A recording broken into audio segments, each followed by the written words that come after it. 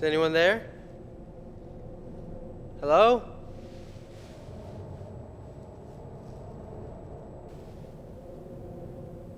Hello?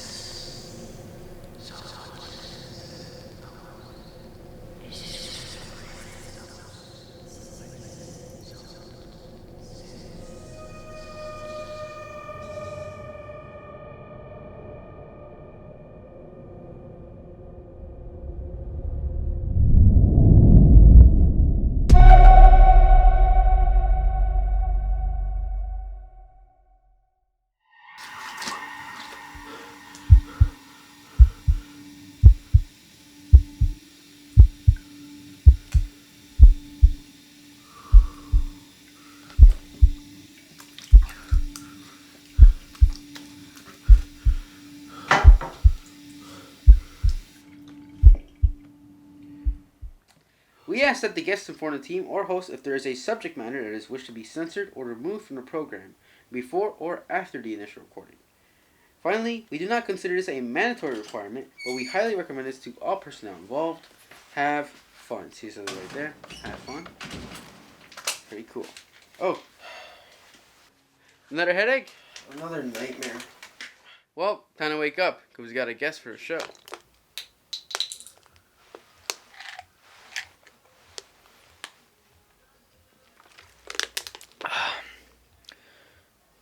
Who?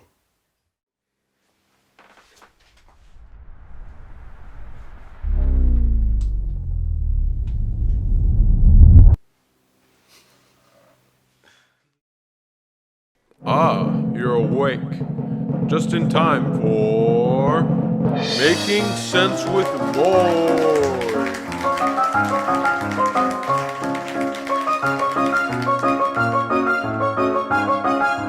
I expect the music video like Eve too. You're gonna get a musical number. Oh no. Part of your world. Right there's good. Okay. I need to put that shit back.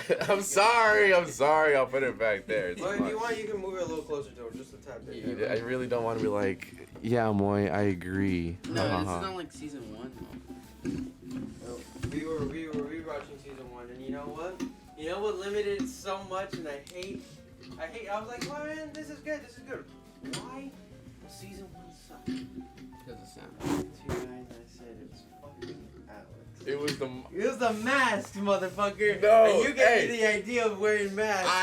It was COVID time, bro. I know It was COVID time. I think you but took the it off. show fucking suffered because of it. It was like what, the first 2-3 episodes, and then the rest. No wait. After a don't while, remember. I started telling people, you know what, get comfortable. I don't have fucking COVID, so we can take it off and talk. And people did, and the audio quality got better and better and better. Do you know how we begin every episode? Are you a fan? Have you? You know what? Don't even answer that question. Do you know how we begin every episode? Last time I was here, you shot me with the. All right. Eye. We begin every episode with the fucking clap sync. Oh no. A test of friendship. Okay? All right. And we're gonna test our friendship, see how good it is. If not, you're getting kicked off the show. Okay? Okay. 1, 2, 3. Yeah! That's friendship, man. My hands are sweaty as shit now, you bastard. Ladies and gentlemen, welcome back to Making Sense with Moy. Today, I have a very special guest with me. A very special episode as well. You know his face. You know his name. You love him. You hate him. You love to hate him, and you hate to love him. It's Mr. Hollywood himself. Please give a round of applause to my buddy, all pal, friend, Alex Correa. Oh, how you been? I love you. I'm doing good, buddy. Do I have to go forward or not? No. All right, thank God. All right. Yeah. I'll just project. That's what Mr. Bowden taught me. Shout out to you, Mr. B. Yeah. No, you can. Look, we could be out here, and Cool, that sounds good. Sounds good. How you been, bud? Good. How you been? I've been chilling. I've been good. You excited? This Hell has been yeah, a long honestly. time coming. I know there's so much going through your head. You keep seeing that motherfucker Moy makes sense. Oh, he doesn't have me on the show. Now he has me on the show. I'm making sense. No, I don't think that at all.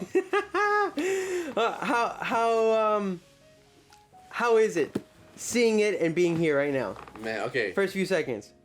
I love seeing Tim's face on the wall. You love seeing everybody right there? No, Tim's face on the Oh, wall. okay. Tim, shout out to you, Tim. You want to show me? Go for it. This isn't your first time being at the Making Sense with Moy studio. I tried to keep this a secret for as long as possible from you, but you spoiled it. You spoiled it for yourself. Maybe a couple months ago. He didn't get anything. He just saw the sign, and that's like the biggest wow factor that we have here. So he came in, and you're just like, wow, no fucking way. So what now? And I was like, bruh, there's not much we can do because I can't give you the show festivities. I bet you still have something up your sleeve though, and it's scary. What the fuck? The LEDs are dead. No, that one is. I was gonna bring that up. That's fine, bro.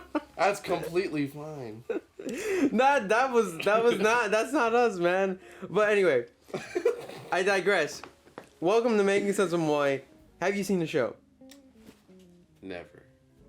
Ha ha ha. My ass. I've only seen the ones that I wanted to watch, the ones that I was interested in watching. But, he's selective. And I'm actually I watched a little bit of every single one. The most recent one was with Ruben and Mike, right? Mm-hmm.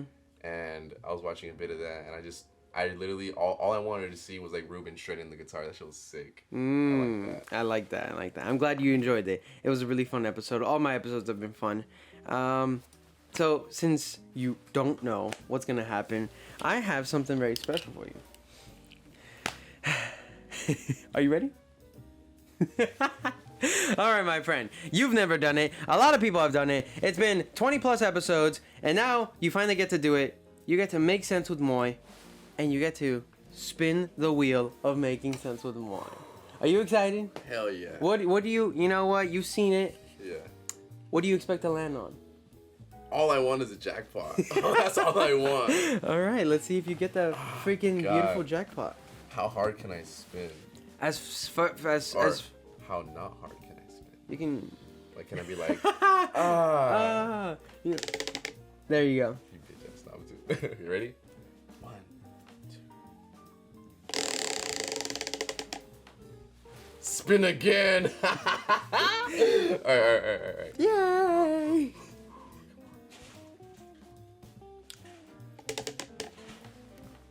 Oh my god!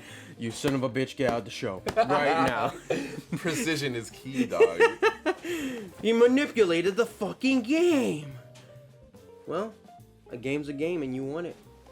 Jackpot, baby! Da, da, da, da, da, da, da, da. Do you know what jackpot consists of? Everything on the wheel. Yeah. So you have seen the show, you lying bastard. I was just guessing. Button? Ooh, okay. Okay. Yeah. And you get to bang. Dang. Yeah. Are you excited?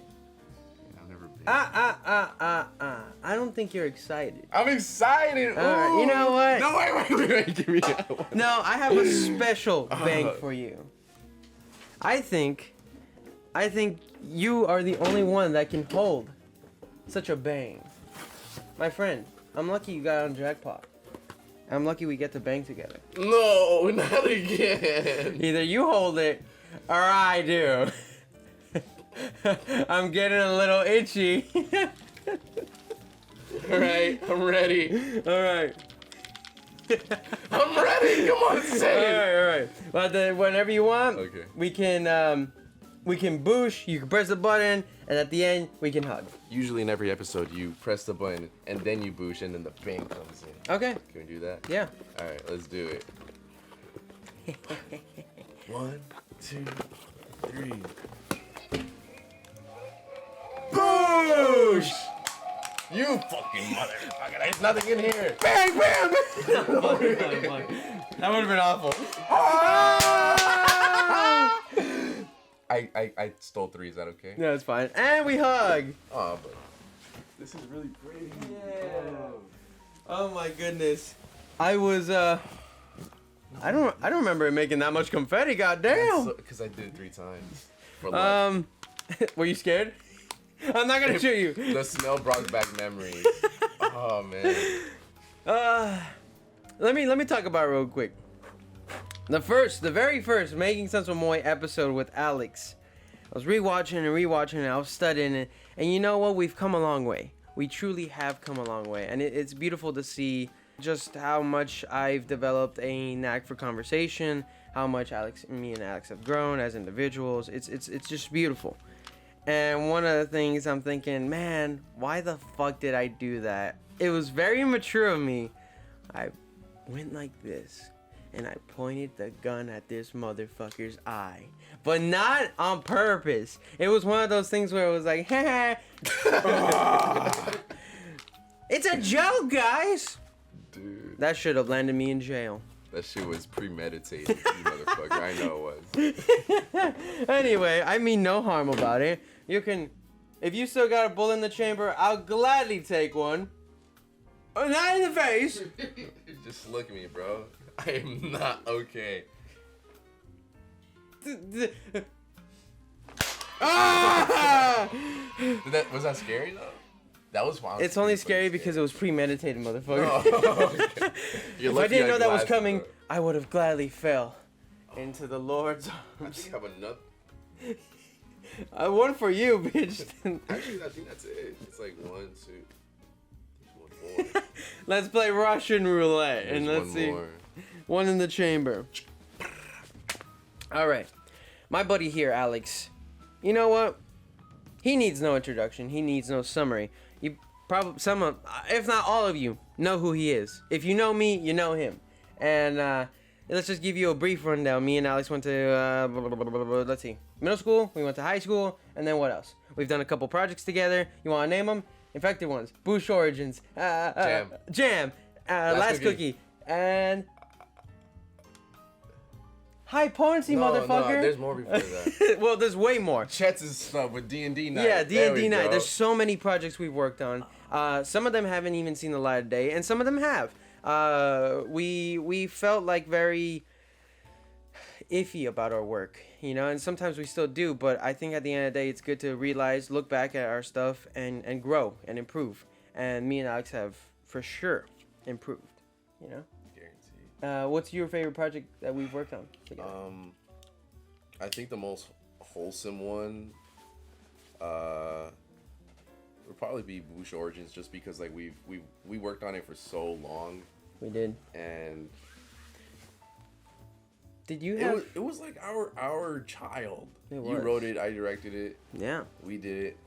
It was a painful 9 months in the womb that turned into 3 years, 4 years or some shit. It was beautiful once it came out. Sorry. It was beautiful. It was a beautiful. Is that what I think? It's a Moy rag. Chet's gave it to me because he was like, "Sorry, man, I'm really sick today." That's not true, is it, Chet? Is it? Just in case you needed something. Is it really? Yeah, it's a Moy rag. Yeah, give him the used one. This will go great with my suit. There you go. No, it's Christmas. Well, thank you. God, these are. I don't know if people know the story, but I'm a broke motherfucker. We don't use napkins in my house. What we use is old school rags. We use. Chet, the shirt you're wearing right now, it's gonna be rags in 5 minutes. You know, like that's the type of shit that we have. So every time my friends would come over, they would be like, "Oh, can I get a napkin? Oh, can you have something so I can wipe my hands?" Boom, a rag. Fucking throws them. And I call them a Moy rag, and because it's like, bro, like, it's awful when you just here's a rag. So I just gave it a little charm and called it a Moy rag. You know, it's beautiful. It gives it more personality. It's like, oh, I can't throw away a Moy rag. It's so precious. It's so precious. But if it's just any regular rag, throw that shit out of you. It's like Moy rags. They have like certain characteristics to them. They're never cut evenly. They're always from a shirt or something. And they always are different, never the same. Yeah. So. All personality. Yeah. Just like Moy. All personality. And it's got good inches, too. And it stretches. Oh! Shit, Moy rags. Wait. You get a Moy rag. You get a Moy rag. A Moy rag. This looks like something you would wear at work now. Oh, yeah. It's probably my work clothes. Go work. Oh, God. Wait, can I actually genuinely use one of these? Yeah. If I end up getting sick, it's because of these motherfuckers. No, it's just I'm so goddamn It's happy. not COVID. Who knows if it's not cold? It's swine flu, actually. Oh, okay, cool. I love that. You know what? Woo! You made it. The I camera made didn't it. see, so you can. Okay. Okay. So, me and my friend Alex have worked on many different projects. Bruce Origins was so special because we took how long? 4 years? 3, 4 You years? always said 3, right? We always said 3, but I like to think of it as 4 because it took literally all throughout high school to fucking. We finished it at 3, and then we kind of like publicly released it at 4. Wait, yeah. Oh yeah. Because we started in sophomore year of high school. Then we Summer, kept on, right? Yeah. Yeah, we kept on going all the way to Until the end of senior year. I was in college and we were still freaking doing that. Yeah, we were still doing it while I was still in college. Wow. And then I was like a freshman, and I was about to end my freshman semester in college, and that's when we did it at the Albert Jewish Center, right? Yeah. Yeah. But we released it the following year Huh. on YouTube. Yeah, we did. So I don't know. It's been a trip to follow the whole journey of Bush Origins. We'll have to make a director's commentary, you know. Oh my god. But it's been quite a journey. Like you said, it was beautiful because me and you made a lot of stuff, and I have one question in particular that you can answer truthfully now that it's all said and done. Now that it's made, do you look back at it and go, man, I wish I had done something else with my time on that? No, hell no. Really? I think Because I've also thought about that question, you know? it's a good question. It's just like I wouldn't trade it for anything that I could have done. You know, like I remember what was it? It was like one of like the announcement skits for Bush Origins. Uh-huh.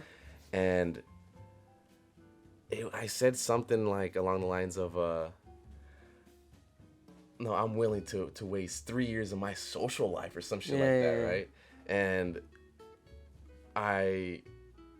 as funny as it is, like it's true. Like I can say that I didn't like, you know, like, Necessarily I can't really go out, you know? Yeah. So I always felt like I was doing something important, making a memory with my friends. So like I come from like a very, very strict household or whatever. Mm-hmm. So like I couldn't like normal high school people would go to like parties and stuff. Or at the very least, go to the mall and waste money in arcades right? and shit, you know? For me, it's like the best I can do was probably go to your house Or watch a movie. or watch a movie. Yeah. Yeah. I think, yeah. I mean, it all just started because of 7-Eleven day. That one time with It Eddie really and- did. It really did. I didn't know Alex that well. Wait, did we ever talk about how we met? Yeah, we talked about that in the first episode. Yeah, I know. You know? But we like didn't really get to know each other until that day. You saw my dumbass order a Happy Meal while you guys were Yeah. ordering quarter pounders, you know? I don't think I ordered anything. I had to leave early, remember? Because my mom or something. Yeah. That sounds about right. Yeah. That's usually how it happens, or with me. How it happened. happened. We've grown since then. Yeah, I get to stay out Past 9 p.m. past 9 p.m. Ooh, we're naughty. You know when it hits 9 a.m., we be watching those rated teen for teen movies. 18 and plus. I'm turning 22 tomorrow, dog. Yeah, congratulations. Yeah. Ah. I would not want to record this on your birthday. You know how it must have been it must be awful to record something on your birthday. No, dude, I would never do it. Only losers do that. Whoever does that is a loser, right? All right. Big loser. And yeah, again, I've thought about that question. Would I trade Bush Origins and do anything else with my time? And you know what? For the longest time, I'd say for maybe about 6 years. No, it's not 6 years. For about 6 months. Because we took a long hiatus after that. Yeah. And doing nothing. I was thinking, in that time where we did nothing, we did no jam, we did no other skit project, and I was going to school, failing. I was like, man. And I look back at what we did, and I'm thinking, should I have done something differently? Should I have done something else on my own, on this and that? And I go, at the end of it all, I'm like having this conversation in my head, and I say, no, I'm happy. I'm happy, and I'm glad that we did that.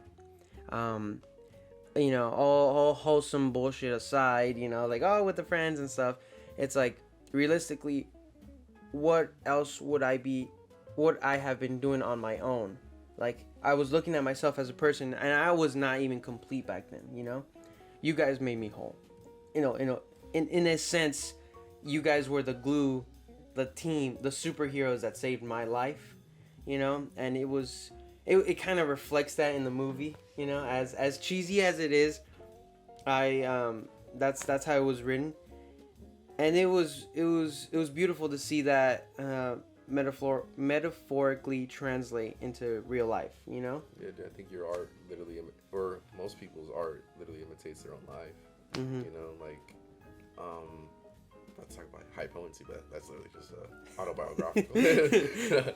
But for you, I definitely feel like, especially that last scene in Bush Origins when you're like, when I'm with you guys, I feel like I have superpowers too. And I was like, damn, that's so cheesy. But it's cheesy, but honestly, beautiful. I was looking back at it and I was thinking, what more can I have said? Like, what else do friends give you besides the ability to do literally anything, you know? Yeah. You can't fly, you can't break through walls, but you can do literally anything. Make a fucking movie in 3 to 4 years, you know? You can make memorable memories. And we did that, you know? It wasn't a disaster film, but it was a rocky journey. Yeah. You know? It had its ups and downs. It wasn't perfect. It was, I'd say, the first introduction to the beautiful struggle that is cinema, you know? Yeah. And I wouldn't have it any other way. I wouldn't have it any other way. I think we've already had this conversation, like, in private, closed doors. Yeah. But yeah, you guys talked about this yesterday. Yeah. No, we're doing. Well, we were in the bathroom. Nah, dog. Okay. So I what was I gonna say? Something about how. Yeah, it was like literally our growth in those 3 years. Like literally, like the first, second, and third year, we each year, literally in the film. Mm-hmm.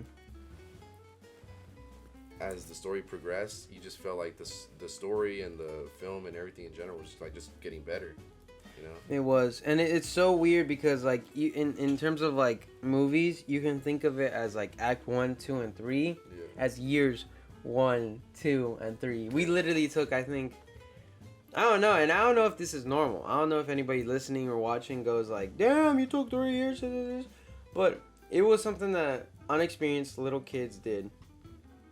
That we, as unexperienced little kids, did, and made something memorable, you know. And we weren't unexperienced. We were just like hella underprepared, I'd say. Yeah, I mean, when I always think back at it, I was like, dude, like who else can say they done that, you know? Yeah, honestly. Like, literally at age 15 or 16. We were already making the zombie fucking movie. That was 14. Oh but, man. Yeah, like who can say like they did all this freaking like literal like VFX and stuff and like on After Effects and all this stuff, and made a freaking movie about superheroes and made it actually somewhat interesting. Just like, I don't know, just like a story with like just about broship. Yeah, and then like brotherhood, you know, in a way. It was really nice. It was probably one of my top 10 most memorable moments in my head, you know. Yeah, if I'm having like a dying moment and you know you see my life flashing right before me, you don't see like my entire life, you see clips of Bush origins, and I think that's really beautiful. It's almost like looking at a Time capsule? it's like home videos, if anything. You know? Yeah, honestly. It's like, I think there's a nice quality of like people struggling to create something, and you can definitely see the struggle in the film. You do see it, and you love it. You love it, you know? It's hard to be like, oh, that motherfucker didn't struggle. I hate that shit. No, but you love it when you, like, when you hear, like, a big movie, like, oh, did you hear so-and-so got in trouble for doing this? Or he cut his hand doing this? It's like, whoa, he actually struggled. Oh, my hero. He made the movie so much better. Like, I think it's nice. People don't like to hear that it went perfect. Right? Well, not that it's bad that if it goes perfect, but I think perfection means that there was no growth. In a way. People love what's it called? The underdog story? Yeah, people love that shit. People love to see me suffer. I mean, I like it too. Okay. and again, I'm glad we had done it. Thank you so much for being... That's it. We're done here, folks. No, but thank you. Oh, I was gonna shake his hand. No. Because my hands are sweaty. I was gonna shake your hand, put that shit down. In the conversation of Bush.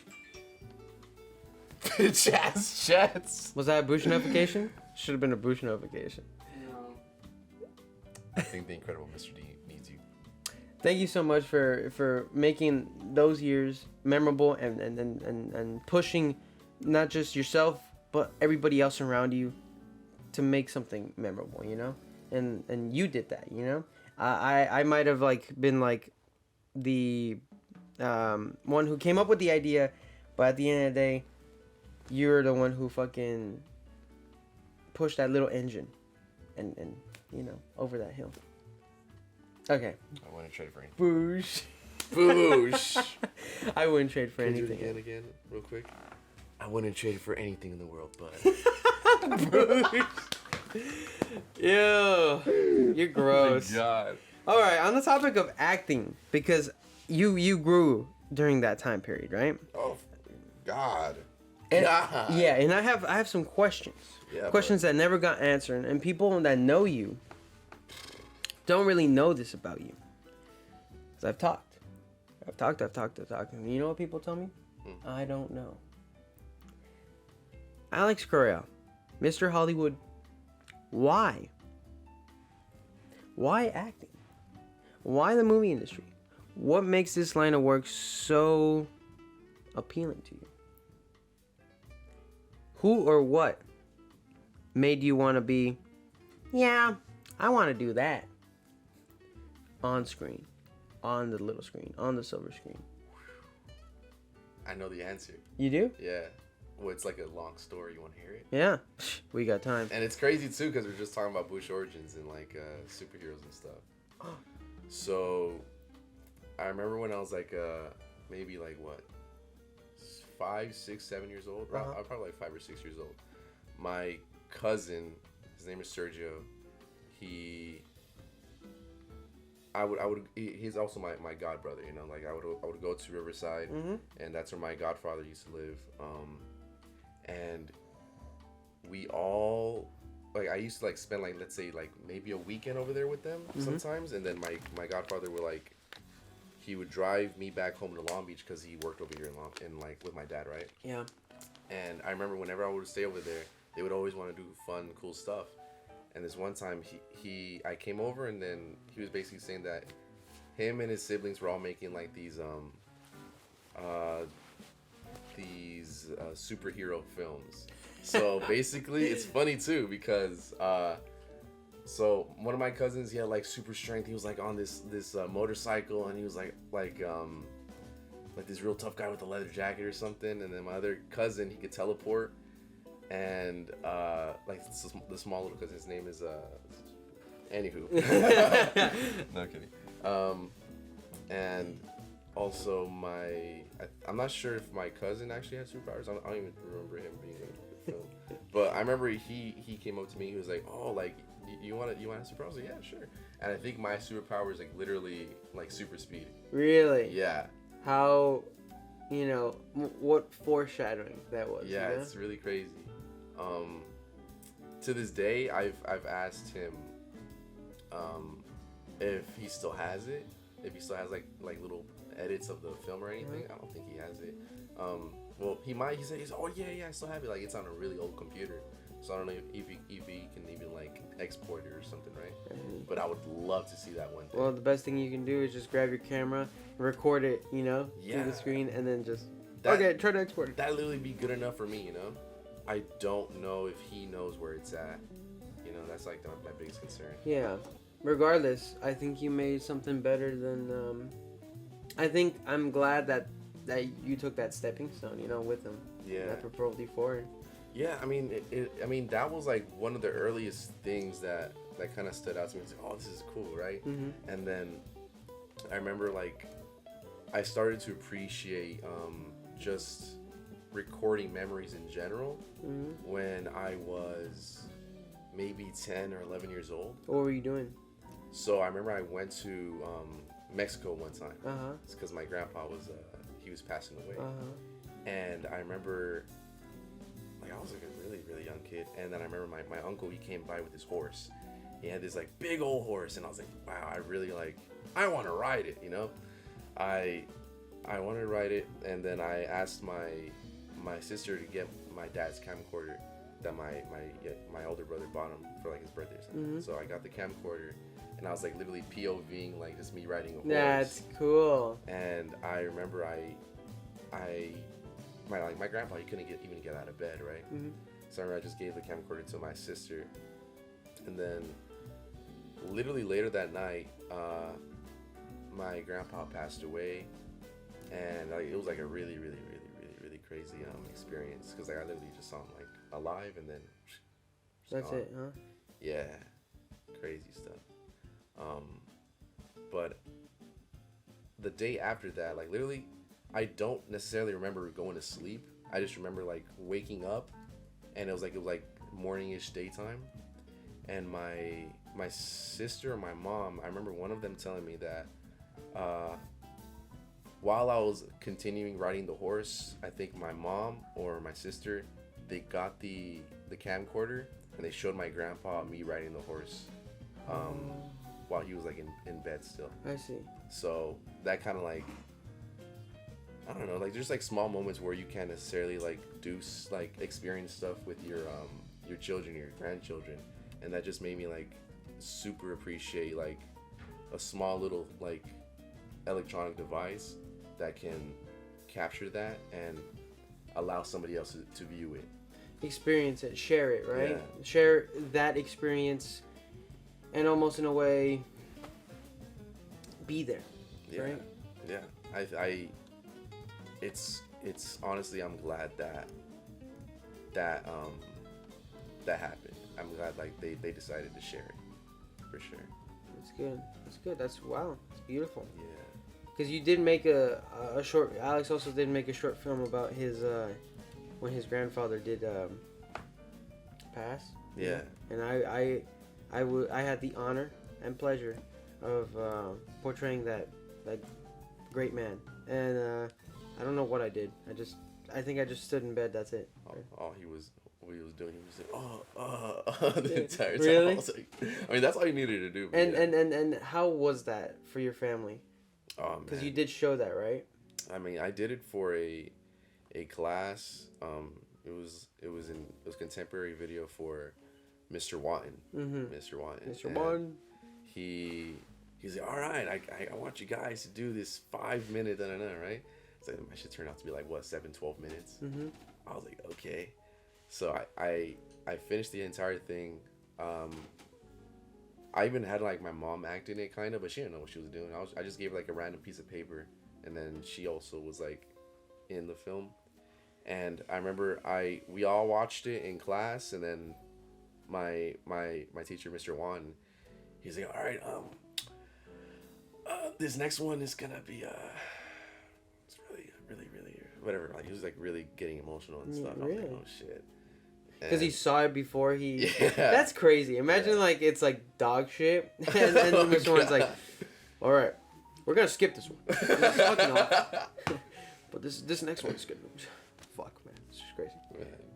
Yeah, I remember him watching, and then I told Sergio, like literally, he's like, oh, and then now Sergio every single time he just brings like, oh yeah, like that one time you made Mr. Wine cry. I was like, it wasn't you making him cry. You touched his heart, I think. You know. Yeah, and I remember I was also like, I decided to show my mom and my dad and like everybody one not all in the same day, but like all right, I want each of you to watch it alone. Like I'm literally just gonna give you the headphones. You're gonna just watch the screen. I don't want like my dad to be here. You didn't want any like third party input or something. Yeah, I just want like one person viewing it like as an experience, because I feel like that's what I don't know. I just don't like certain like side talking during like a film experience, because they don't necessarily pay attention all the way through. That's only with my family though, because I know how they are. Because you know how they are. I know how they are. Yeah. That's beautiful. The way that you already had that, and was this after Infected Ones? Oh yeah. Yeah. So your family already knew what you were doing, but this video was a way to show them what you were capable of. In a way, personally, like, you get what I'm saying, right? Feeling, yes. So like with that entire video or film, my end goal was to make the other person feel emotions. And I remember my mom, she was like really like crying throughout the whole entire like experience. Like I was like literally just sitting back, and like 3 minutes in, I could just hear sniffling and stuff. Oh. And I was like, damn. But I was like, it's a beautiful sniffle, you know. Did you feel like an asshole? Like, Mama, don't cry. I made my mom cry, technically, but it's, I don't know. It wouldn't like be like if the film was dog ass. I don't think she'd be crying. Well, regardless, did you want her to cry? Were you like, yeah, those tears, I love it, or were you like, I don't know what kind of reaction you want? I don't know, because it sounds like you wanted your fucking mom to cry, man. I don't know. I think some people need to cry. If you didn't cry, you didn't like it. Yeah, some people need. Yeah. I think some people need to cry sometimes just to like release that, you know. Well, one, it was very personal to her, you know. So if she didn't cry, there would be a problem. Your shit would have been dog ass. Yeah. Imagine making a film and your mom doesn't cry. Well, it's more about like a personal thing that also happened to her, you know. Yeah. So. That's her dad. That was my grandpa. Damn. So that's what put you in the field. That's what. Oh, funny too. What actually got me invested in like film is funny, because I used to watch like Freddie W, Corridor Digital. Oh man, I would like watch like their videos like consistently and just like religiously. And I remember I was like, oh, that's so cool. Look at all these effects and stuff. I remember there was this app. It's called Action VFX. Oh my god! Yeah. If you don't, oh my god, the car! Yeah. I actually have like some fucking videos. plane just crashed right here. Like literally, I remember this one where I was like, all right, David. Like my freaking younger cousin was like, all right, David, say bye, and then a big old freaking ball. Realistically, how the fuck is anybody supposed to make an action movie with that? It's like you're walking down the street and all of a sudden, the love of your life, you're watching her, and then the fucking plane crashes on it. It's like there's no way to make a proper it's cool effects. Yeah. But it's like there's stupid videos at that point. Dude, you know? I thought it was like so freaking cool. I was like, whoa! And I would do that for I was like super invested in it. And I remember my brother, he literally just got me like a program called After Effects one day, and then I just started watching YouTube tutorials, and here we are. I see. So you were inspired by literally the ability to the endless possibility. Yeah. You know? Yeah. I was always like genuinely interested. Like, dude, how do people make things? And like, I can tell the difference between like if I watch a film or something, I'm like, this looks like a video.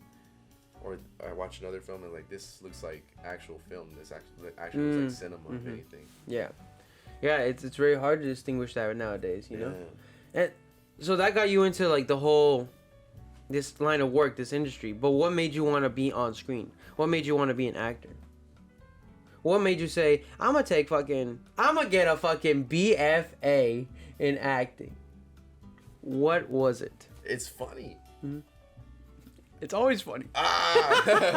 Dude, I don't know. Like, literally, I remember I was in middle school, and the lady, this lady from like Wilson High School was like, all right, we don't have necessarily anything for directing, because you said you want to go into that thing, because I want to be a director straight off the bat. Yeah. I was like, we don't have anything for directing, but we have this really great program. It's theater arts, and the teacher, he's amazing. His name is Randy Bowden, and I was like, okay, but I was like really like hesitant, because I was like, man, I'm like, these motherfuckers are gonna be weirdos, you know? And like, they were. No, they weren't. Actually, They were. They weren't. I was like super surprised. They I was weren't like, weirdos? No. They were normal people? Yeah. Huh. I was genuinely happy that they weren't weirdos.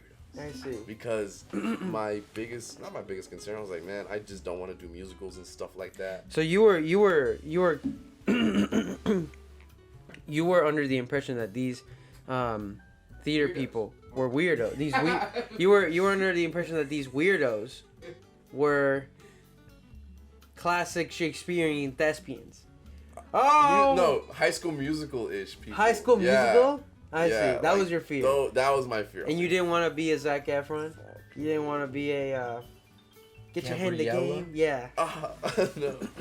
That one, was it Sharpay's brother? Oh man, you could have been a good Sharpay's brother. That was like my biggest, like, hell no. I see. Yeah, that was my biggest concern. I was like, man, I'm just gonna be surrounded people like who are super uppity and like, I don't know. Jazz hands all the time. Yeah. My mom just passed away. And scene. All right, what are we getting for lunch? Oh man, That's horrible. no dog. And then that's it. Randy Bowden changed your mind, huh? Got you to love embodying a character. Yeah, like literally all I was interested in was probably directing actors at that time, and then my Mr. Bowden, he got me into like acting. Well, it was theater arts. We got to act regardless, and he had me like act in this one play called David and Lisa, and I had to throw down a little girl. Well, she wasn't little; she was older than me, but She was huge. she was little in the play.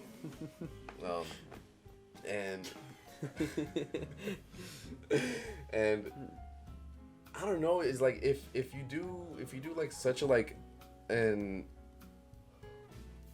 opposite character From my own like person, is like super different, and part of me was like, I kind of like this. I like the difference that appears on stage. And I remember like a lot of people like even the actress that I was acting with, I remember like she was telling me like after we finished, she got like a text from like one of her brothers or her friend or something. It's like, yo, that dude who did that scene with you, dude, like literally, I would fuck this shit. I'm not. Oh wait, no, wait. Fuck that. I would do things to him. Wait. So he sent that. No. And He said, oh my god, I fucked that bad. I would beat the shit out of him for doing that scene. Oh. Yeah. So you meant I would fuck his shit up. Yeah, fuck his shit up. I Not was like, fuck his shit up. I don't Regardless, know. fucked is fucked. I would have been. No, I'm kidding. So I'm like, wow. you must have done a good thing to Yeah. make him feel that. And I like that. I like when Like being the bad guy? let's say, what's it called? When what's the word? I was in theater for like what, 8 years now, and I don't even know the right terms. It's not the protagonist, it's the antagonist. I like when the antagonist is like super hateable, because they're doing a great job. You love to hate him and you hate to love him. Because like if you're like, oh, I fucking hate this guy, you hate him for a reason, because they're doing such a great freaking job. Yeah. You You want a character. No, you want not a character, an actor to portray such raw emotions, where you can where you can almost put yourself in the protagonist's shoes or in the side character's shoes or whatever, and you feel like you're going up against that motherfucker, you know? Yeah. That's good. But, that's beautiful. Yeah, I mean, the whole reason I decided to major in acting was because I wanted to be a theater teacher, because like Mr. Bowden, he just retired like literally when I graduated. You wanted to take his spot? Yeah, that was like literally, yeah, I was like, You man, really like, are an antagonist, aren't you? bitch ass. No, I don't Bowden, know. you're gone, and here comes the new king. What? What do you mean 8 years? Fuck! I'm coming for that throne. Every single time I get into a new position, I go into it thinking like, oh, I want to do this, and then I end up not doing that. I end up doing something completely different. Like, I got into high school, wanted to be director, then added actor on top of that. Went to college, wanted to be like a college a theater teacher, and then ended up just continuing acting and directing and filmmaking and all that. Would I consider being a theater teacher later on? All depends on the career. Like right now, you know, if things go Smacking your theater students' hands with a stick and going, "Pah! That was wrong from the top." Da! You know? Come on, Becky. Yeah. Come on. Yeah. No, that's good. That's great. Honestly, I'm glad that you had that little spark, that inspiration, that hope, and someone guided you. Not necessarily in the right direction, but a direction where you are happy and it felt a sense of fulfillment when you were on stage, you know? Yeah. Because that was the goal, to put on a show, and you did it. Yeah. And I went to your shows, you know? I missed one, and it was Winnie the Pooh, and I feel very bad for missing that one. But I was there for every single one of them. And I was not disappointed in the standing ovation that Mr. Hollywood himself got. Always. It was incredible. You have such an energy to transform an audience, you know? So that was good. And props to you. One of the most talented minds I know, personally. You know? He's not good at what he does. He's great. You strive for perfection, you know? Improvement and growth is always capable at any level. And you are proof of that. So honestly, thank you. Thank you for being. I thank you for those that inspired you, and thank you for passing that on to me. You know, because I didn't have the luxury of having a Randy Bowden, of having a Mr. Wan. I had a good friend, which was a lot more real and raw at times, because it was this guy that I know. Smart man, right? But also naive, young and innocent, teaching another idiot fucking how to do shit. And you can't snap, you can't grade me, you can't fucking be like, no, Moy, that's an F, you're doing it wrong. You had the patience and courage to fucking teach, not just teach, show, and put me there with you, and that was amazing. So thank you once again, you know? I can't thank you enough. That's incredible. Round of applause for Mr. Hollywood himself. Alex Correa, yay! Don't tear up, buddy, don't tear up. It's fine. It's the allergies. So, I guess, final question on this whole big journey. Alright. The biggest question that separates a lot of people in this world for anything, not just film, but it's mainly used in film. Do you love the process more than the final result? And why? Like the entire process, like pre-production, The process. production, The to process. post- I mean, it's all a process. Until you get to the final result, what do you like more? The final result or the process? process. You like the process? Yeah. Wow. I think there's certain moments where, I don't know, people, like, I think the final result is always nice to look back at or just look at in general. And whenever I show somebody new that I know, like, oh, like, here's a film I made, they don't, like, they don't understand, or like they wouldn't relate to how much time and effort and work was put into it, you know. But the people who did work on it, such as you, me, Chets, anybody who has worked with us in general, it's like they know the struggle, they know the laughter, they know the freaking blood, sweat, and tears that goes into like making this. And I think just that in general is like, yeah, we shared a movie together, but we also shared like the experience of making that. That's a memory. The appreciation of the art form itself, right? Like the minor inconveniences were an adventure in itself. Like trying to problem solve. What the fuck? How do we do this? Boom, and that shit was a whole learning experience and journey, right? And that was that's like you said, very well said. Yeah. So you can have me on for another hour if you desire. I have nothing to do today. Oh my god. I'm so happy. I'm glad that he offered, because I was gonna have to fucking pull out these bad boys. You know, but I'm glad Mr. Hollywood doesn't work for money. He works for passion. So, ladies and gentlemen, if you want to work with Alex, actually, that's my next question. You've answered this before. You've answered this before, and I want you to answer it again. Okay? It's a question you've been asked. Mr. Alex, Mr. Hollywood, my God, you're so amazing. I want to be like you. How do I do it? How do I get to where you are? I wanna follow in the footsteps of the great Alex Correa. I'm his number 2 fan, and I want to do anything to be right by his side, making cool shit. What does it take? Okay, in particular, do you mean like to work with me, or just to work and do what I do? To work with you. I want to be the Moy in his movies. I want to be the Spencer Moore. I want to. Alex, take my money. I want to be with you. Oh. Literally nothing. Oh, actually, this is actually good and sensitive. Convinces his mind like nothing. Bush Origins 2 coming out.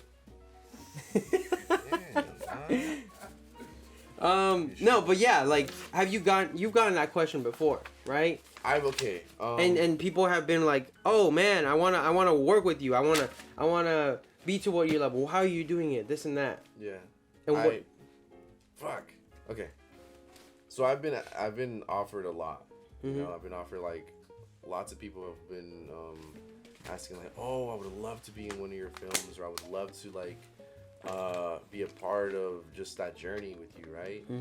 And it's difficult because like I wish that would have been there, or like those offers would have been there early on, where people would have been interested from the get-go, you know, when we necessarily only had each other when we're alone.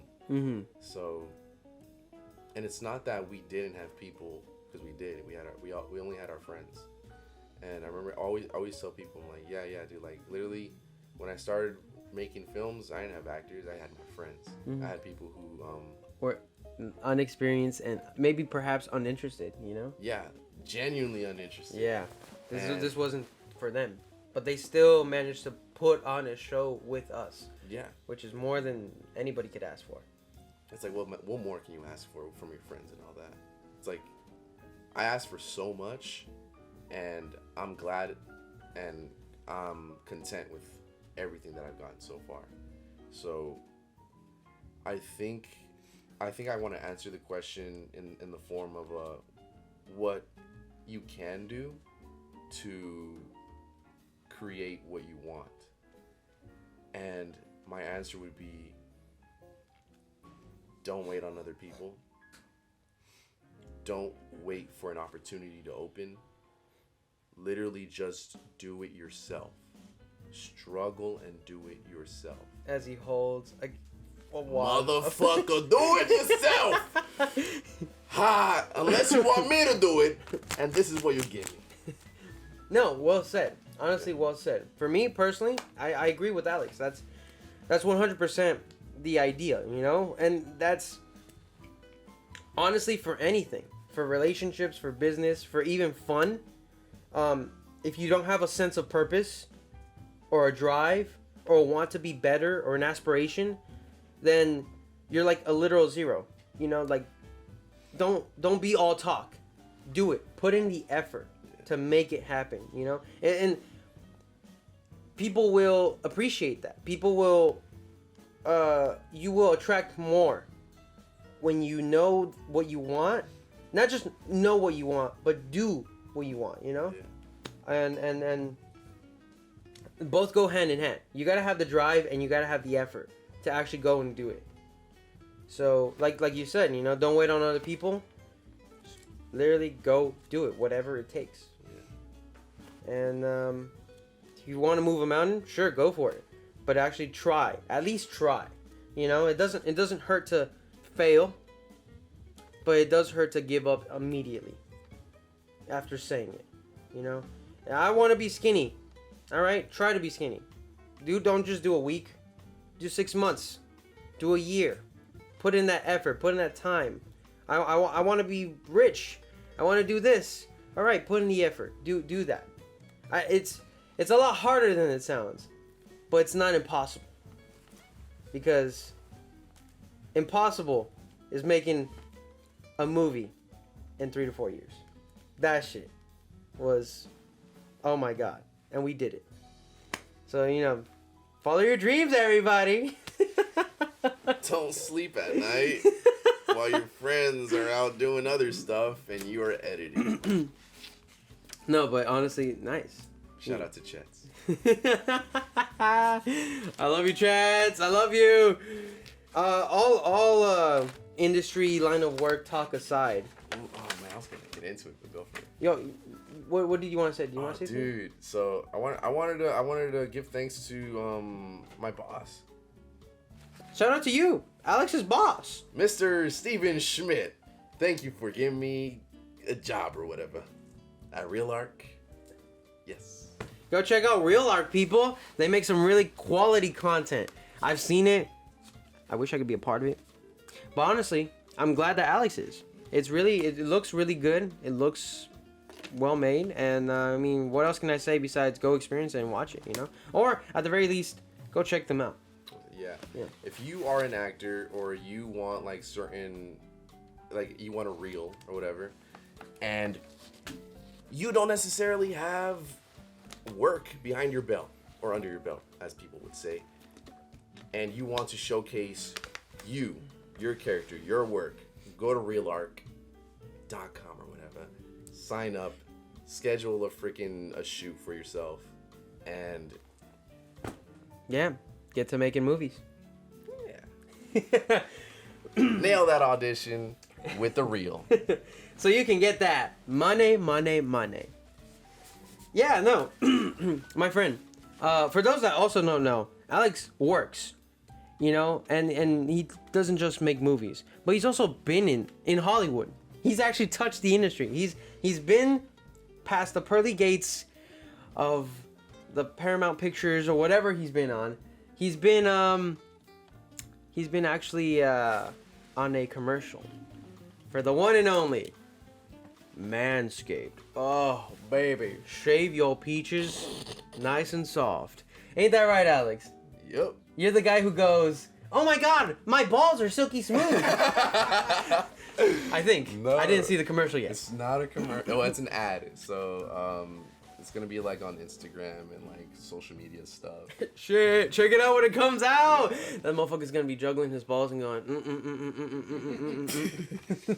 And it's cool because like they hit me up again, like the same production company. They're like, oh, we would love to have you back over here. We want you to act in for this other ad, same I guess style, but it's just for a different. It's not for Manscaped. It's for a different product. Can you disclose that information? I don't know. I mean, it's. I don't think he knows. I don't think it's out yet. Like I don't think it's out yet. I think we're gonna be like it's a new product and it's gonna be like out in Walmart and stuff. So it's cool. Hulk-sized dildos, baby. Untested, uncut. I don't know. But I'm shooting with them on this Friday. That's nice. I look forward to hearing more of those adventures. You know. Yeah. But yeah, ladies and gentlemen, he's no joke. He's the real deal. My friend Alex Correa, Mr. Hollywood. I'm gonna keep saying it until it's embedded in you. Until you tattoo Mr. Hollywood. Mr. Hollywood with the Mr. MISTAH, Mr. Hollywood. I carry around fake stacks, cause I'm real. Shut the fuck up. All right. Now, all that shit aside, I have a genuine question.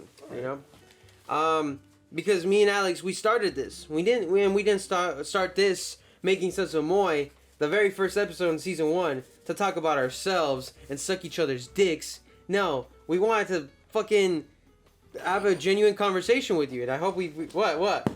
That was after the podcast. And Off the record. and honestly, I hope this conversation has been like two-way. I hope you got something from this. I know I sure as hell I have. You've made sense with me, and I want to make sense further without touching on what we do and who we are. I feel like we should just talk about something in general that people can relate to. All right. So I have. Why are you counting it? It's fake. Dude. Can I not enjoy the fake money that you have? So, tell me, Alex, in today's society, in today's times, right now, present, right here, right now, tell me why people rather keep a secret than tell you the truth. People get their feelings hurt. Fuck feelings. Tell me the truth. Why is it, if I'm withholding information from you, Yeah.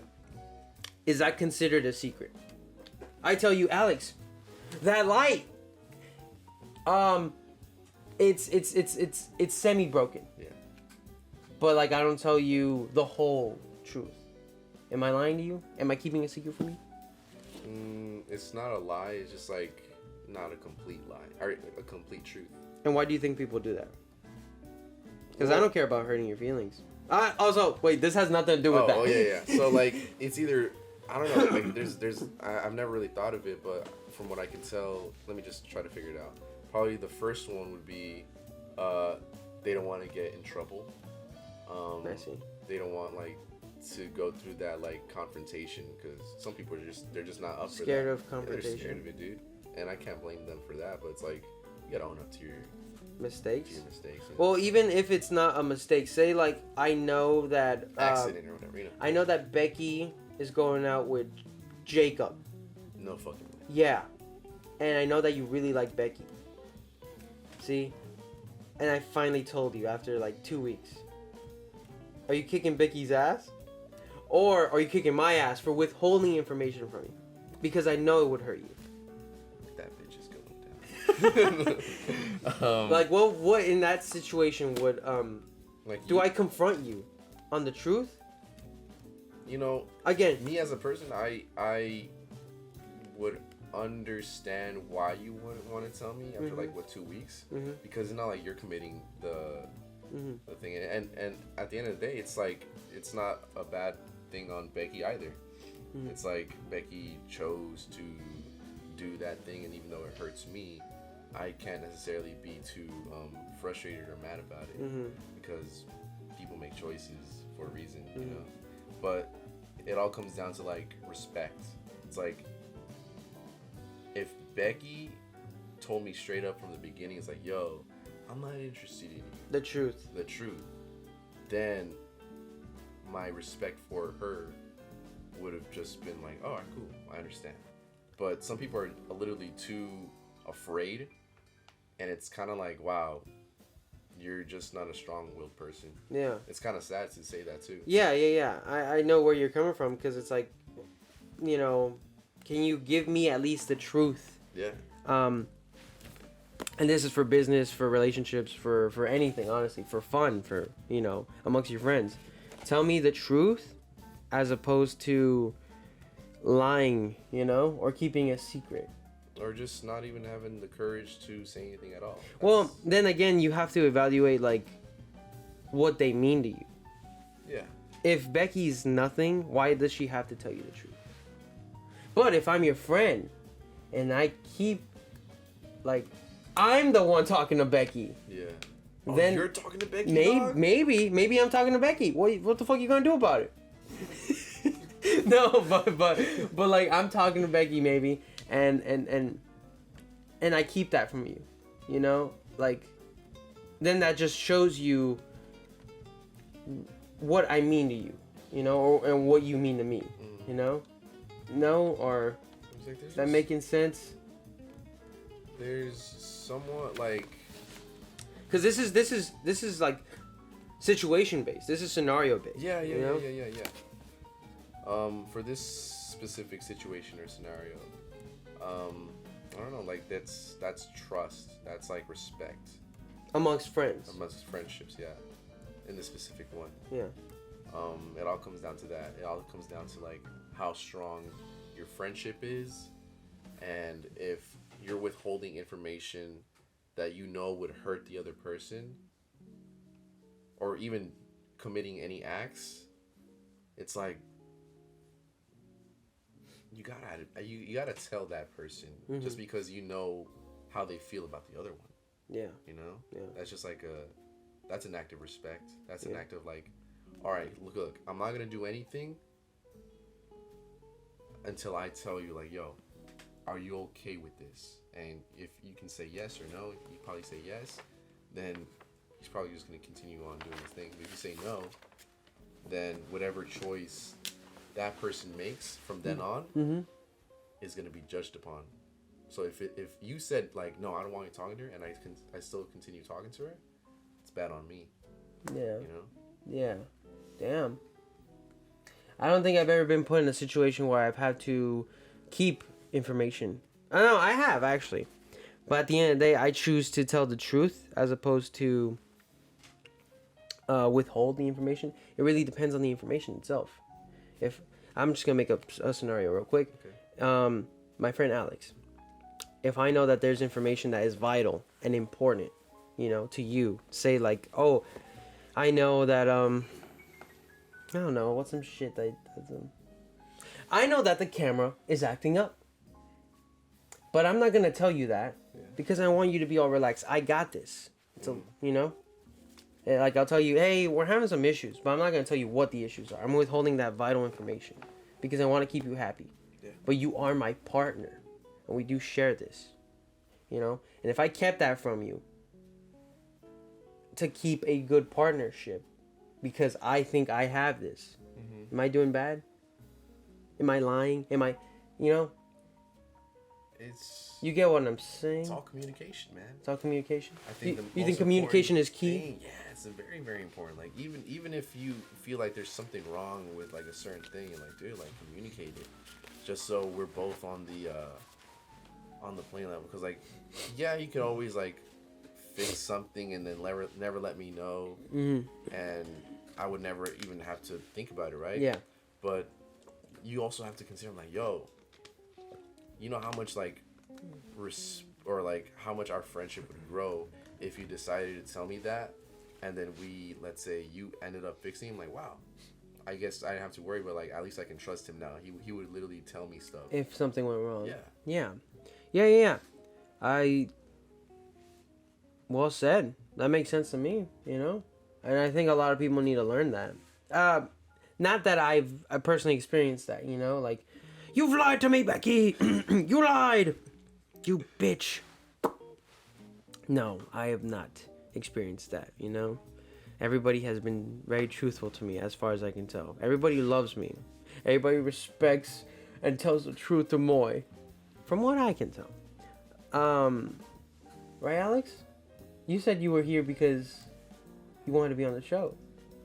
I actually declined. I'll even show you the text. Yeah. Is that why you did it? And somebody was begging me, oh, Alex, please. No, I did not beg. I did not beg. Please, I was Alex. begging. Literally. I'm not sure if you can see that. See how it says begging, and then I say I cordially decline. I'm not gonna show you the rest of the text, but it's basically him begging me. It's me saying I'll see you tomorrow. And then it's not me just saying, okay, I'll literally go. You convince me, like literally 5 seconds after. But no, at the end of the day, yeah, like you said, and we've talked about, I think respecting communication is key. You know, Yeah. to grow, to improve, to perfect what you have. Yeah. You know, and have you ever been in a scenario like that? To what? Someone you value really close, like not tell you the truth, and you're like, oh man. Many times, man. Really? Yeah. Have I done it? No, I don't. It's not that I. I got away with it, boys.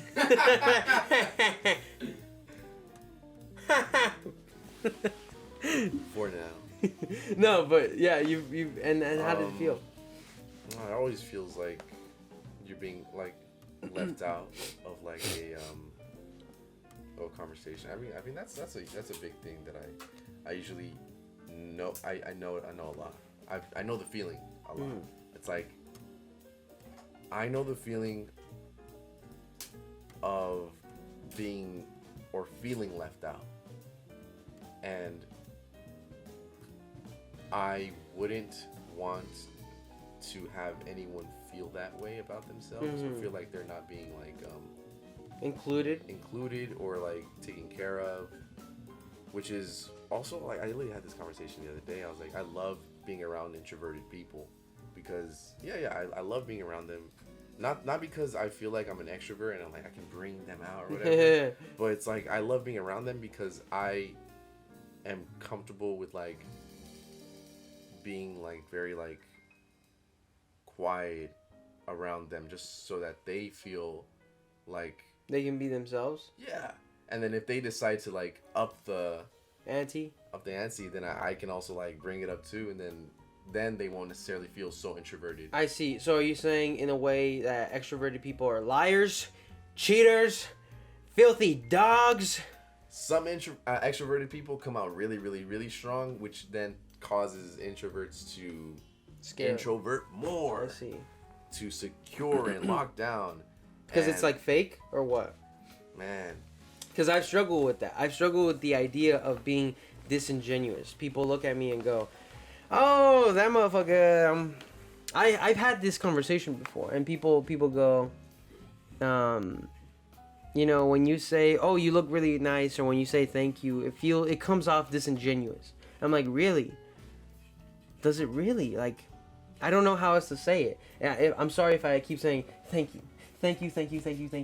You know, because that's just my way of saying how much it means to me. Yeah. I can't just go, thanks. That feels weird to me. I have to have contact. I have to touch you. I have to, you know? Yeah. Because if I don't, then that's disingenuous to me. I relate to that. I relate to it like strongly because I remember like I can't necessarily. I was gonna post for that. Here. Let me fake it. So I'll put up the fucking conversation. What was it? You relate to it, the fake or being genuine. Okay. So I relate to the feeling of like wanting to physically show my appreciation. Mm-hmm. So like, if me telling you like, yo, you look good, I don't necessarily feel like I'm doing what I want to say justice. Mm-hmm. Like I'd rather be like, yo, look at this, you know, Yeah, look yeah. at that, like you look good. You know? Really? T, thanks. Really? Oh, thanks. No, yeah, honestly, and I don't know, cause it's just something that I don't want people. That's one of my biggest like I'd say insecurities. That I want people to know that I'm being real. All the time, pretty much. You know, I can't think of a single time that I'm like being fake. Not even for the cameras. I'm not being fake. I choose my words carefully. You know, that's what I do, or at least try to. Yeah. And I do make my mistakes sometimes, but at the for the most part, I try to make every reaction, every episode, everything I do genuine. Yeah. Like if it's the first time or the last time you're ever gonna fucking do this, you know. Yeah. And I just want people to see that, and it's hard. It's hard to show some person that's like, This is real. Wake up, this is real. Dude, literally, I feel like what might help, and I struggle with this too. It's like I'm not great at all with my words, you know. And I feel like anybody who's not necessarily great with their words always feels like they can't necessarily communicate to their fullest potential, or fullest like if I want you to feel some way, like I want to tell you like, oh, something, I want to express this, but I can't physically express it with the words that I know. You know? That's something I struggle with, and I feel like every single time I say like a compliment, it all sounds the same. It sounds like the same compliment, but I mean it in different ways. So I think the only way we can like maybe go up from there is just like by learning better vocabulary, just so you can like More mannerisms, more like no, it's charisma, like, way to appeal to people. no, it's like, let's say, okay, I want to appeal to you in a certain way that I've never really appealed to anybody else, but I want to call attention. I want to call you like a different word. I was like, oh, like I want to describe you in a different way rather than like, oh, Different like word? like let's say you, I'm trying to compliment you, and I'm trying to compliment, let's say, Adrian. Say, oh, you look good, and I tell him the same thing, man, you look good too. It comes off as like The same thing. yeah. But- But if I call you, you're incredible, and Yeah. outstanding, Yeah, yeah. amazing, Yeah. stupendous. Like there's, Yeah. you know, I get what you're saying. It also comes down to like reason, like why do you feel that way? Why do you see me in that light? You know? It's like I admire this certain color on you because I feel it stands out for you in general, and I feel like Oh. this color matches good with you, you know? And no other color matches good with you. Okay, stop. Which means stop. this You're not color's gonna your get in only these color. pants. Which means if you ever wear any other color for the rest of your life, it's gonna be dog ass. Ash? Dog? Damn. No, honestly, I feel very like that catered towards me. Yeah. You know, so thank you. Yeah. And I'll try to learn from that. That makes sense to Moy. Oh, I mean, I'm barely making sense of myself. I'll be honest with you. I'm making like, sense when you, with every single time you ask a question, I'm like, I'm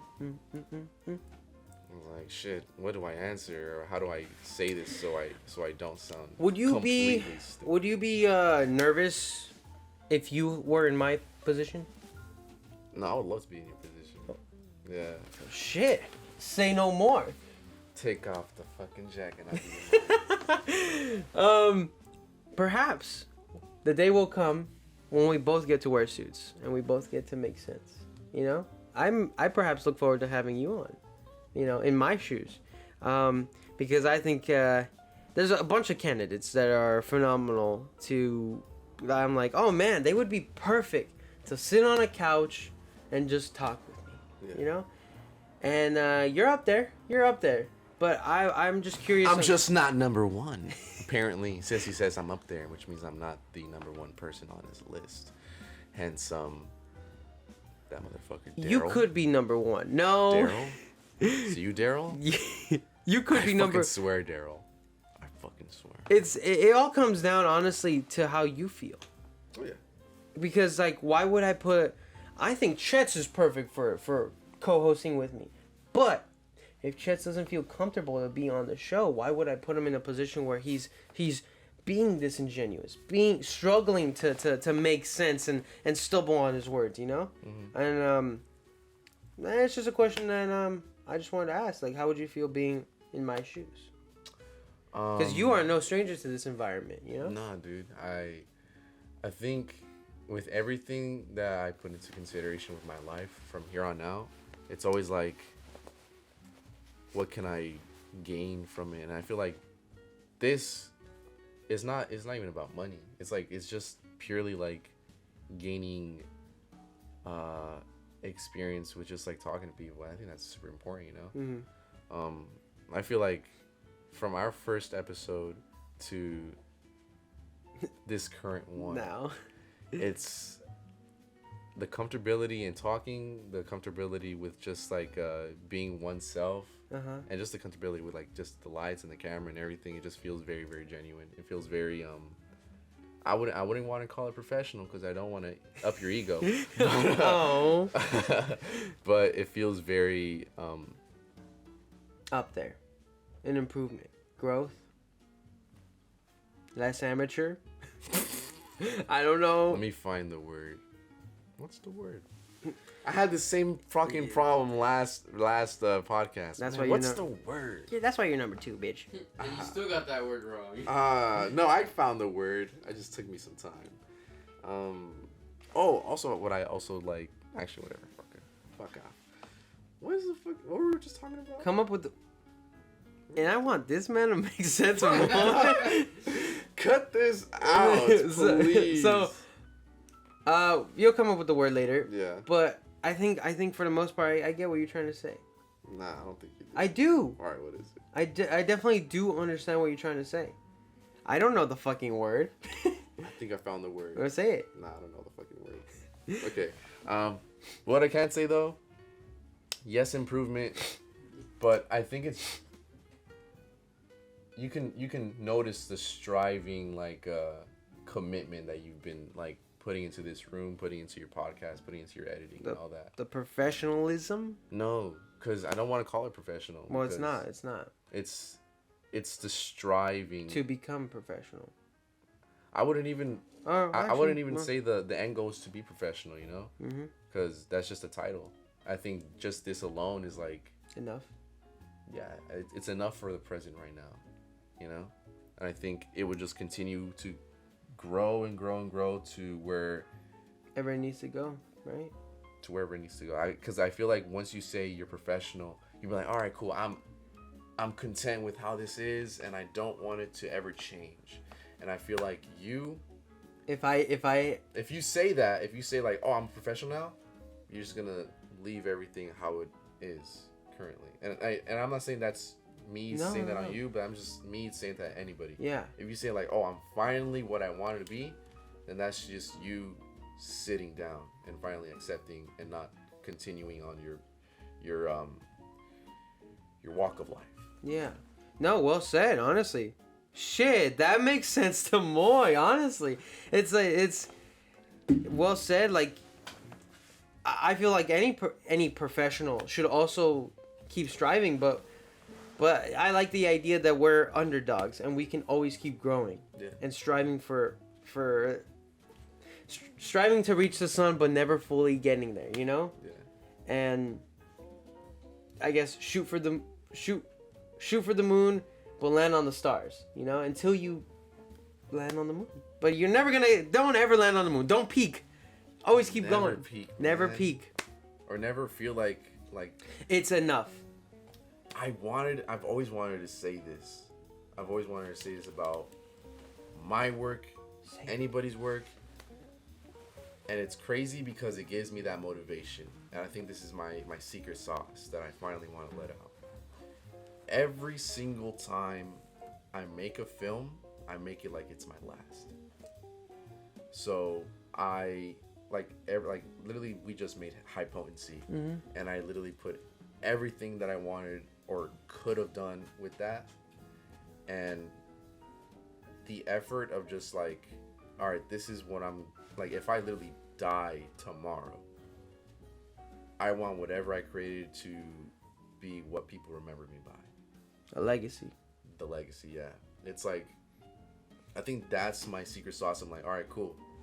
This is what I want to leave the world. Like I even remember like having, I know this might be extreme, but like I remember having like certain like thought process, like possibilities, like, oh, like I'm like 2 weeks away from finishing this edit, and if I pass away tomorrow, I'm hoping that maybe Moy can get what I've made so far and finish it through.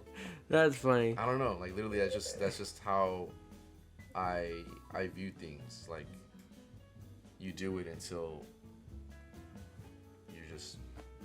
you have nothing left to give. Yeah. I mean, I could probably think the same. Like, I could be like, shit, I die 5 minutes after this podcast is over. I know Chet's 100% can take care of it, you know? Because, it's crazy. We've come such a long way, and I don't make sense. I'm probably the face, you know. I probably help out in the back, but that man in the background makes the sense, you know. It's a team effort. Probably without me, he wouldn't be making sense, and without him, I wouldn't be making sense. Without you, I wouldn't be making sense. Without any of you, people watching, people listening, I wouldn't even be here, you know. And it's just insane to like go through that thought process just to finish it. Yeah. God, that's a lot of. It's almost poetic in a way, you know. Yeah. It's like, it's the show must go on, in a sense, right? Yeah, wow. I applaud you for that. That's, ladies and gentlemen, don't wait. Leave your impression, you know. Go ahead and do it. Like it's your last day on Earth. That's insane. Wow. I'm just blown away by that. Chance, I'm blown away. Oh wait, sorry, you don't see my eyes. I'm blown away. That's, oh. I'm sorry, you stumped me once again. You left me like I'm sorry. I don't want you to scan that. I don't know why I just gave it to you. Hey, scan my high potency sticker if you want one. I don't have any left, but I can probably buy some more and then give it to you guys, or maybe you want to buy it. Why would they want to buy that when they could get one of these for free? The official Making Sense With Moy stickers, holographic, baby, and we make them here, custom made. Here, you can have one. I have a couple of these at home. Oh, Actually, already. Dude, that's the official design now. that's really cool. Because we used to have it, like we have bigger versions, baby. Yeah, you can have a bigger version.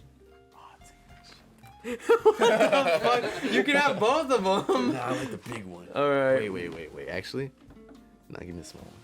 Yeah, we have different sizes. Anyway, ladies and gentlemen, please check out Alex Correa's work.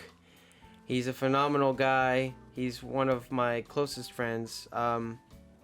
He's probably the closest friend I have, not just living next to me, but in reality. He's a partner. He's a friend. He's a brother, and he's part of the team, you know? Like I said, without him, without Chet's, without any of you, I wouldn't be here where I am today, making sense with you all. So, go check out his stuff. Give him a big thank you for being on the show. And yeah, enjoy it. At the very least, when you check out his stuff, I hope that puts a smile on your face. You know, Alex, do you want to say anything? I will be offering my services. A motherfucker needs money. I need money, dude. I'm out of college. Actually, okay. Genuinely, I would like to offer my services to any of you who need a photo shoot, need, let's say, headshots done, who need editing done for you. If you guys want to make a short film and need a director or a DP, or DP's director, photography, cinematographer, whatever. Even if you want like a quinceañera shot or a wedding shot or a birthday shot, anything that relates to capturing your memories, I want to do that for you. But I also want to get paid, so pay me. Hit me up. Well said.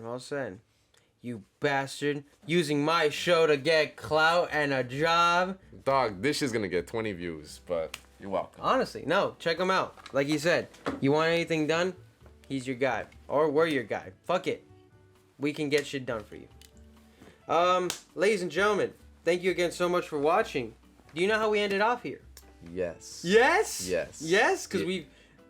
Yes? Yes. How do we end it off? Does it have Google Eyes?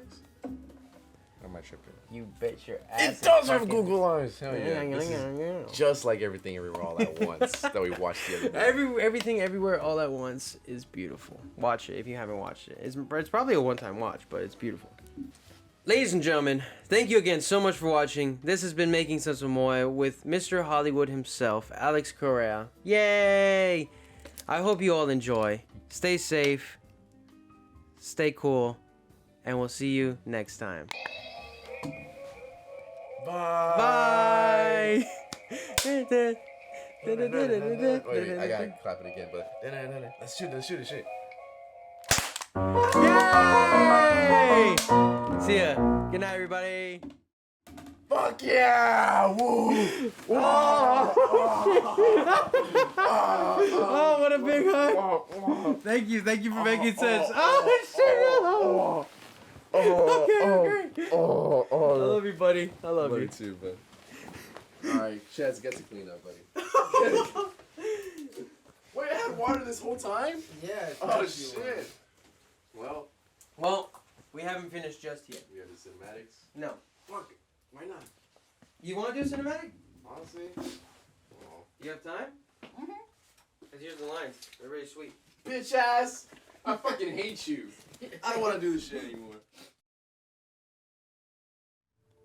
And that's a wrap.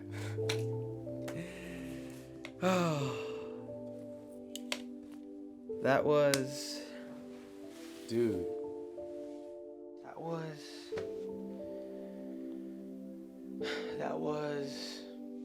That was great. Like, actually impressive. Like, it was way better than I was expecting, if I'll be honest. You don't mean that. Do you? Dude, of course I mean that. I honestly didn't think that you'd be able to change. But here I am. I mean, honestly, against everything I thought about you, I sit here and I'm just...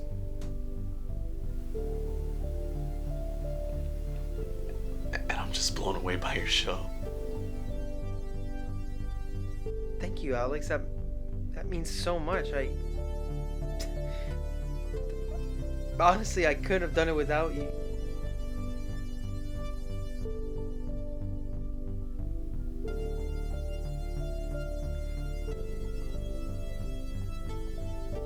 I couldn't have done it without you.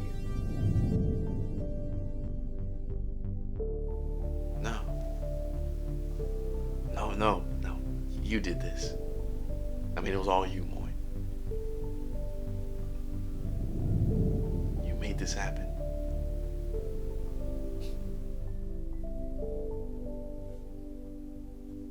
No. We did this. We made this possible. You, me, my trusty cameraman Chets. Without any of you, I wouldn't be here. So thank you. Thank you.